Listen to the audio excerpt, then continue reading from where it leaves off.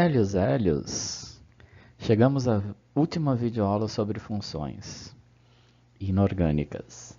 Nela vamos estudar sobre os óxidos, única das 4 funções inorgânicas que estudamos que não se enquadra na teoria da dissociação eletrolítica de Arrhenius.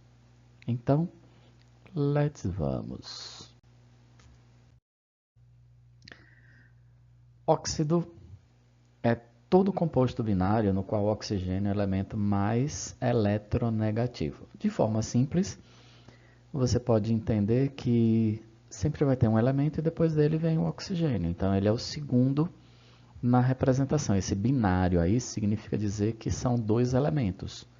Então, primeiro vem um elemento, depois vem o oxigênio. É por isso que os compostos OF2 e O2F2, eles não são considerados óxidos, porque o elemento flúor é mais eletronegativo do oxigênio. Então, o flúor vem depois na fórmula dessas substâncias. As regras de nomenclatura dos óxidos, elas são estabelecidas pela União Internacional de Química Pura e Aplicada, a IUPAC. Mas todos os compostos possuem um nome que é uma variante básica da estrutura do óxido. Seria óxido mais nome do elemento presente. Vamos ver aqui o primeiro tópico. Quando o elemento ligado ao oxigênio ele for um metal, ou seja, quando for um óxido iônico, a nomenclatura vai ser óxido de nome do elemento. Exemplo, ZNO, óxido de Zn, zinco. BaO, óxido de Ba, bário. Al2O3, óxido de Al, alumínio. Então, simples, óxido e de nome do elemento. Agora, quando esse elemento ele tiver um número de oxidação variável, nós já vimos isso antes, né? Tanto nos ácidos quanto nas bases, nós vamos indicar como sendo óxido de nome do elemento também. Só que, se esse elemento ele forma 2 cátions diferentes, a gente vai indicar a valência em algarismo romano. Então, pode ter a terminação oso para o menor número de oxidação e ico para o maior número de oxidação. Exemplo, FeO.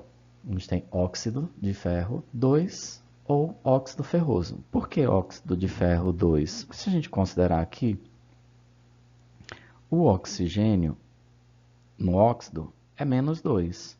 Para que a soma seja 0, o ferro tem que ser mais 2. Então, óxido de ferro, 2. Nesse outro caso, ó, como só tem 2 elementos, né, é só a gente inverter. O 3 do oxigênio vem para o ferro e o 2 do ferro vem para o oxigênio. Sempre primeiro o cátion, depois o ânion. Então, eu tenho o menor NOx e o maior NOx. Menor oso, maior ico. Então, óxido de ferro 3, o óxido férrico. Meu conselho é vocês colocarem um número de oxidação em algarismo romano. Então, óxido de ferro 2, óxido de ferro 3, que inclusive é o recomendado pela IUPAC. Outra possibilidade é quando esse elemento ligado ao oxigênio ele for um ametal, ou seja, ele vai formar um óxido molecular. Aí a gente vai utilizar também a mesma estrutura, óxido de nome do elemento. Só que nós vamos utilizar os prefixos mono, di, tetra, penta, hexa e assim por diante para indicar a quantidade de átomos de cada elemento na fórmula. Isso pode ser feito tanto para os ametais quanto para o oxigênio. Exemplo, Cl2O7. Então, eu poderia dizer óxido de cloro. Só que tem 7 átomos de oxigênio, então vai ficar heptóxido de dicloro, porque são 2 átomos de cloro.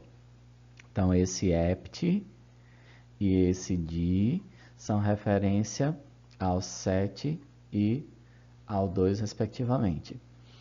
SO2, dióxido de enxofre. 2 oxigênios. SO3, trióxido de enxofre. Aqui eu tenho mono, né? Não tem por que repetir, porque depois vem óxido, monóxido de carbono. Eu poderia colocar monóxido de monocarbono? Poderia. Mas nesse caso, como não existe, só existe o monóxido de carbono e o dióxido de carbono, o mono do oxigênio é opcional. Sigamos agora para a classificação. Óxidos ácidos, que também são chamados de anidros. Então, todos os óxidos eles são classificados em função do seu comportamento na presença de água, bases e ácidos. Os óxidos ácidos, eles são óxidos que, ao reagirem com água, originam ácido em solução, uma solução ácida. Os óxidos ácidos também são também conhecidos como anidridos ou anidros, um nome histórico que serve para indicar que são a forma desidratada dos ácidos. Os ametais formam óxidos ácidos, como é o caso do trióxido de enxofre. Então, por exemplo, o trióxido de enxofre, quando reage com água, forma um ácido sulfúrico. Então, todo óxido que reagir com água e formar um ácido é um óxido ácido. Se ele reagir com a base, aí ele vai formar sal e água. O trióxido de enxofre reage com uma base, como por exemplo o hidróxido de bário, e aí forma o sulfato de... Eita, um errinho aqui, que na verdade é sulfato de bário e água. Vamos seguir. Os óxidos básicos são óxidos que ao reagirem com água, originam uma base em solução, ou uma solução básica. Em geral, percebe-se que metais de baixo número de oxidação irão apresentar caráter básico, como os metais alcalinos e alcalino-terrosos, como é o caso do óxido de cálcio. O óxido de cálcio, reagindo com água, forma hidróxido de cálcio, então forma uma base. Todo óxido que reage com água e forma base é um óxido básico. Ou ele pode reagir com um ácido, e aí uma reação seria semelhante à neutralização, forma sal e água. Então, óxido de cálcio com ácido sulfúrico forma sulfato de cálcio e água. Os óxidos neutros, eles são óxidos que não apresentam caráter ácido ou básico, então eles não reagem com água. Os três principais óxidos neutros são o monóxido de carbono, o monóxido de nitrogênio e o monóxido de dinitrogênio. Os óxidos duplos, também podem ser chamados de mistos, são óxidos cujo metal formador tem número de oxidação diferentes. Como vocês observam aí, o Fe3O4, ele também poderia ser representado como FeO, Fe2O3. São óxidos menos comuns, então a gente não vai dar muita atenção para eles. Agora vamos para os óxidos anfóteros. São óxidos que podem apresentar caráter ácido ou básico, a depender do meio reacional. Em um mesmo período da tabela periódica, de maneira geral, períodos, né? São as linhas horizontais, são 7 períodos. Os elementos mais eletropositivos são fortemente alcalinos, enquanto os elementos mais eletronegativos são fortemente ácidos. Conforme se caminha do elemento mais eletropositivo para o elemento mais eletronegativo, o caráter alcalino vai decaindo, enquanto o caráter ácido aumenta. Existe, no entanto, uma região de transição, próxima à divisória entre metais e ametais. É aí que surgem os elementos de característica anfótera, formando assim os óxidos anfóteros, como é o caso do óxido de alumínio, de zinco, o óxido de chumbo, de estanho. Então perceba que, por exemplo, o zinco, ele pode reagir tanto com o ácido sulfúrico quanto com o hidróxido de sódio. E aí se observa, quando ele reage com ácido sulfúrico, nesse primeiro exemplo, ele forma um sal e água. Então ele seria considerado, né, um óxido básico. Nesse outro caso, ele reage com a base e forma também um sal e água. Aqui ele seria considerado como um óxido ácido. Então a gente teria um óxido anfótero, semelhante à ideia da definição de anfíbios, né? Que são seres que vivem em dois ambientes. Então, anfíbios, anfóteros, dois ambientes, aquático e terrestre. Anfótero, dois comportamentos, de ácido ou de base. Agora a gente tem dentro dos óxidos uma classe especial, que são os peróxidos, que são na verdade o grupo, não coloquei aqui, mas seria o grupo O2 menos 2, em que os dois átomos de oxigênio estão ligados por uma ligação covalente simples, na qual cada uma apresenta, como se a gente tivesse assim, O, O, e aí cada uma apresenta a carga igual a menos 1. Os principais peróxidos são de hidrogênio, e aí eu posso colocar, por exemplo, aqui, né? H e H, nós teríamos o peróxido de hidrogênio, e os de metais alcalinos e alcalinos terrosos também. Como vocês podem observar aqui, né? H2O2, Na2O2, L2O2, MgO2, CaO2, BaO2. Então, praticamente todos os elementos presentes na tabela periódica apresentam pelo menos um óxido.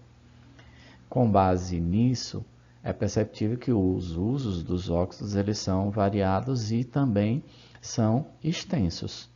O que é possível dizer, de modo geral, que os óxidos coloridos eles podem ser usados como pigmentos na fabricação de tintas e corantes, como é o caso dos óxidos de lantanídeos.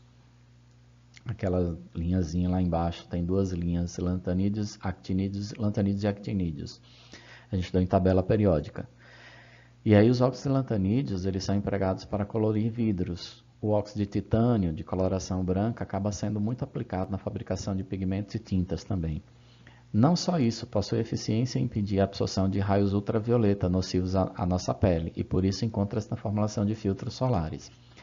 Embora seja difícil, para não dizer impossível, elencar os usos específicos dos óxidos de cada elemento, vou mostrar para vocês, né, alguns usos comuns de alguns óxidos bem difundidos e conhecidos. O óxido de cálcio, CaO, é usado na produção de argamassa e calagem do solo. O dióxido de carbono, CO2, na gaseificação de bebidas como refrigerantes. O óxido de magnésio, MgO, na produção do leite de magnésia, que é um antiácido bem difundido no mercado. O peróxido de hidrogênio, H2O2, comercialmente vendido com o nome de água oxigenada, é um poderoso agente oxidante, alvejante, antisséptico. E o dióxido de silício, SiO2, que é o constituinte majoritário da areia, e é também o principal ingrediente na fabricação de vidros. Ele também é usado como agente antiumectante. Chegamos ao final. Ben Feldman disse que os objetivos não são suficientes. Você precisa de objetivos e prazos. Objetivos grandes o suficiente para deixá-lo excitado e prazos para te fazer correr. Um não é de muita ajuda sem o outro, mas juntos podem ser tremendos.